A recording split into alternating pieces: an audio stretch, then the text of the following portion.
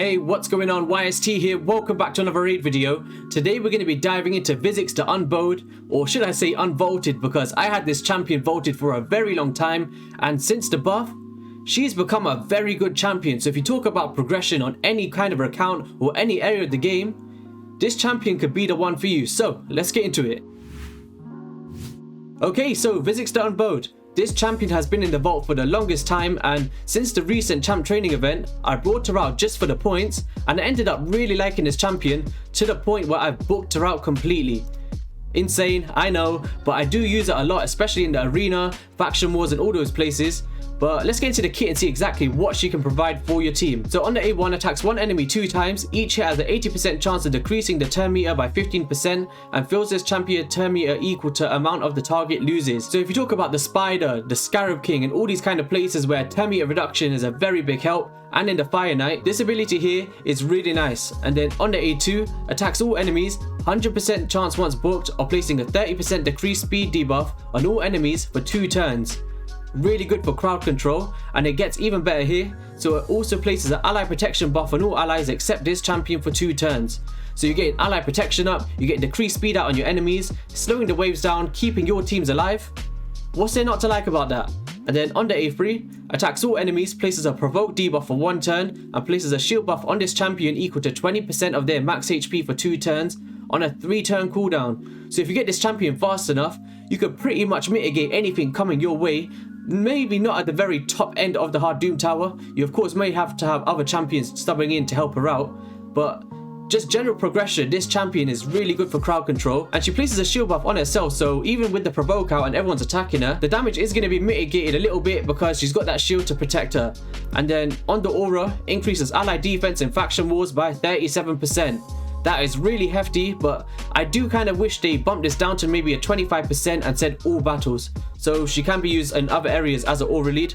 But you can't have everything. This champion is really good. And another thing that makes her really viable is she's a void champion. So if you're talking about the new dungeons, she can help any of your champions in any affinity of getting to stage 25 to beat those progress missions. So when you hit stage 25 dragon 10 times or something on auto, this champion will be able to help you do that. So let's get into the gear and why I used it and which gear you may want to use on your Visix. So I have used her for a support, but of course you can maybe use her for a damage dealer, and she can hit really hard. If you want to go and check Hell Hades' video, he showed it where she hits extremely hard, maybe like 200 and 250k or something. But the way that I like to use it is a support build and something that you guys can relate to in the long run. So we've got a double perception set and we've got a speed set on my one. So we've got speed and crit rate, we've got speed, crit damage, speed, defense percent and crit damage. Then we got resistance, attack, crit damage. I only did it for the speed boots here. And then we got HP percent with some speed here, defense percent with some speed and crit damage. I did previously have this in the HP percent, but I wanted to show you that you may want to put some defense on this champion because she is a defense based champion. So if you want to get a bit more extra damage and to keep her alive a bit longer, definitely go a good blend of defense percent and HP percent. And then of course we've got accuracy here with some speed, attack percent. That doesn't really matter, but it's just mainly for the speed roll. Then we got HP here with some crit damage and accuracy. Then HP with some HP percent, defense percent and defense. So you get the drift, high defense, high HP. Overall stats, 48,000 HP, 3,700 defense, a 231 speed. I want to go in pretty fast to be honest, because you want to consistently lock your enemies out. And then 51% crit rate, 141% crit damage and a 314 accuracy, because in the higher stages of the hard doom tower, if I want to use her, she's going to need around 300, 320. So it's a nice place to sit at for me. But if you want to talk about ballpark, maybe 250 is a nice place to sit with this champion. But of course, the higher you can get, the better. And one thing I just want to add here is stun sets are really good on this champion because she's providing AoE attacks. Free sets because when she's provoking enemies, they're coming at her and it gives her a chance to put the freeze on them. So a lot of kind of CC kind of kits could work for her, but this is just how I wanted to showcase it, and you can kind of change it in a way that you may want to. And on the Masteries, I've got the offense tree going down to War Master, and then I've got the support tree just to get full value of like the evil eye for the turn meter. But you could kind of argue that defense and support is the way to go. So if you're putting a stun set, you want to go for fearsome presence so you can get extra stun chances. So there's lots of ways that you can use her, but it does really depend on the build that you're going for. But for me, I like the War Master because when I'm taking her into bosses, I want her to provide some War Master procs to get that boss down quicker. So without further ado, let's dive into some areas of the game and see where she can shine, and let's get into it. Okay, so let's just dive right into a campaign run. She's not going to be doing crazy damage because it is a support build, but it can show that she is viable here.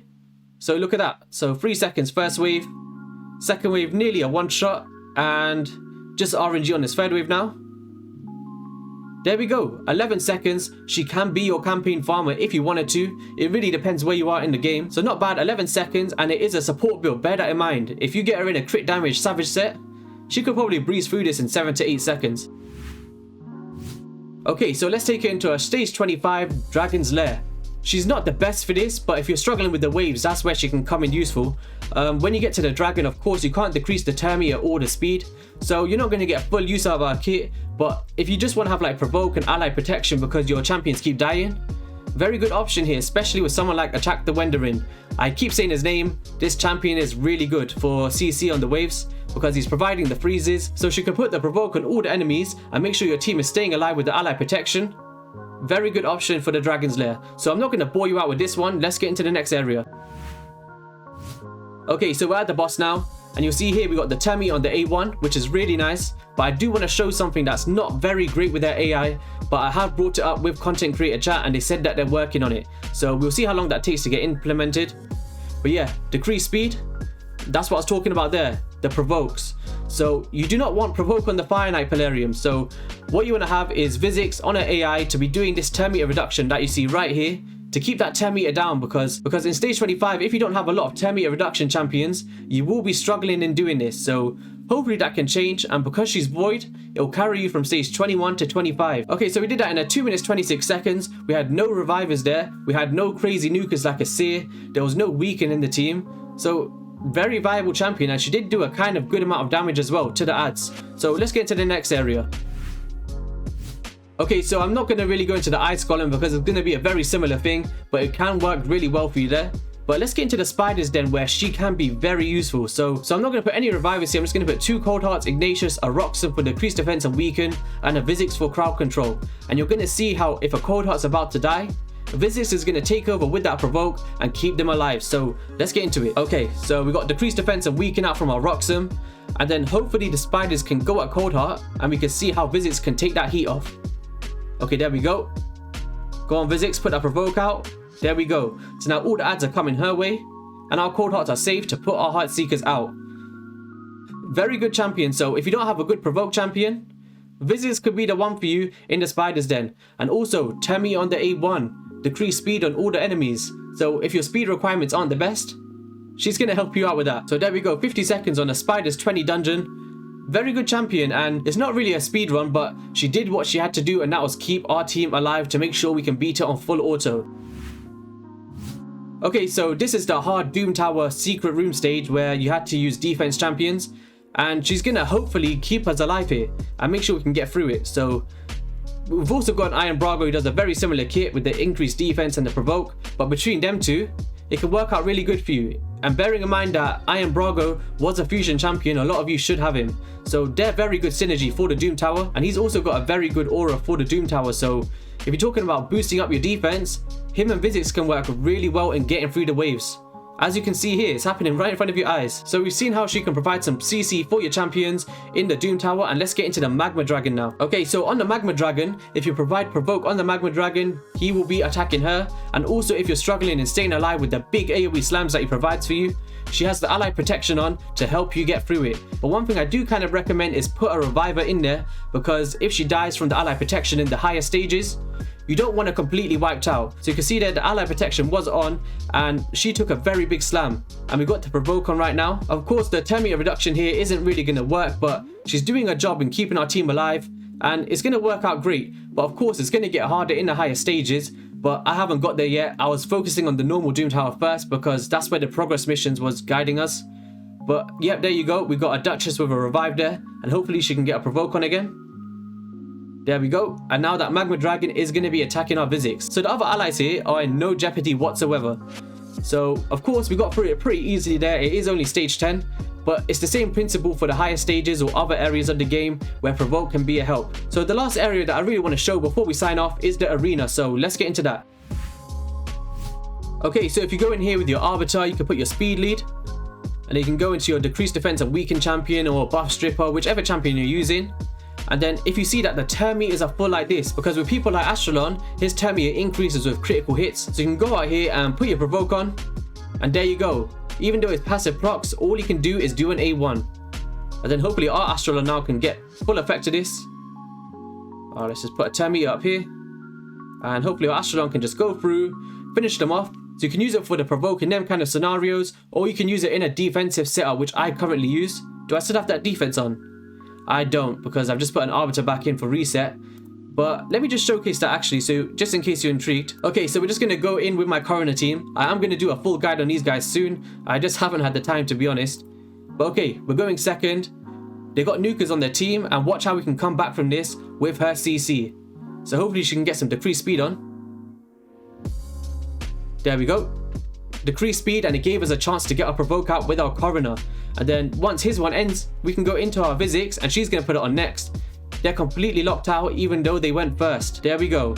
Nice little slam, and she can hit pretty hard depending, because if you stack her defense, have a nice reasonable amount of crit rate, she's still going to do a reasonable amount of damage. Of course, that wasn't a crazy nukish team, so let's just go into something that's a bit more hardcore. Okay, so let's go into this one. This one should be a bit more tougher. Alright, so you can see here we're going completely second. We're going to get buff stripped and we're about to get nuked. Okay, and then our Duchess should be able to bring him back now. If Lysandra gives her a chance, come on. Alright, and now hopefully here, so we don't give Arbiter a chance to revive, what do you want to do? We're going to get the provoke on. Where is it? Oh, she had the remove debuff. What was that? That new accessory. Didn't see that one coming. Alright. Alright, so we still got a chance here. Let's just put on auto and see what happens. Alright, so our Coroner got it off there. But if she didn't have that accessory on, that kind of would have went up there. And then hopefully next she can get the decreased speed out. Okay, and there we go. So he had a Madam Ceres and he stripped us. We had a Ray who did a crazy nuke of 200,000. And we still managed to survive with a defensive setup. Of course, not everyone's going to have these champions, but no matter what your defensive setup could be, she is really good for that role, especially in a very tanky setup like this. So that's going to be all for the video, guys. If you enjoyed it, make sure you hit the like and subscribe button. And hopefully this video can make you want to bring your Visix out of the vault and get some use on your account. So I'll see you on the next one. Peace.